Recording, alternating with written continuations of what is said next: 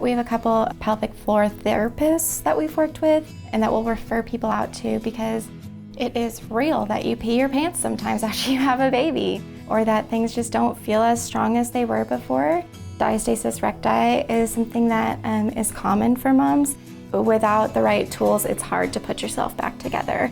You want that area of your body to be functional. You want it to not be an area of embarrassment or frustration in your day-to-day life. And after having a baby, that's one of those areas that takes a while to get put back together sometimes for some moms. And so I think the fact that we work with those therapists and can send referrals that way so moms know what exercises to be doing and what areas can be improved, right, to get back to full strength so that they feel like a functional person again.